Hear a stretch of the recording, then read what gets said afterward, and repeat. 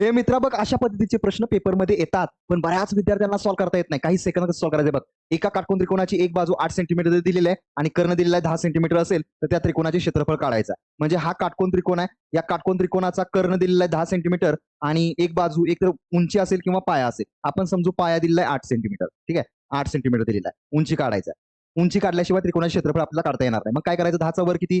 100. 8चा वर किती? 64. 100 वजा 64 केलं 36 आलं. 36चं वर्गमूळ 6 म्हणजे या ठिकाणी 6 आलं. आता मित्रांनो क्षेत्रफळ काढताना त्रिकोणाचे क्षेत्रफळ काढताना काय करायचं? पाया गुणले उंची म्हणजे 8च्या निम्म करा किंवा 6च्या निम्म. 8च्या निम्म 4 आणि हे 6. 6 चोक 24 म्हणजे 24 सेंटीमीटर स्क्वेअर हे तुमचं उत्तर असणार आहे. मित्रांनो या प्रश्नाचं उत्तर तुम्ही कमेंट बॉक्समध्ये द्यायचं आहे. आणि मित्रांनो SJN अकॅडमीच्या ॲपवर दर रविवारी मोफत टेस्ट होते. टेस्ट देत चला SJN अकॅडमीच्या ॲपवर, कारण दर्जेदार टेस्ट आहे. जर तुम्ही या टेस्ट कंटिन्यू दिल्या दर रविवारी सकाळी 10 वाजता, ठीक आहे, तर 100% तुमची तयारी परफेक्ट होईल मित्रांनो. आणि असेच प्रश्न तुम्हाला परीक्षेमध्ये पाहायला मिळतील.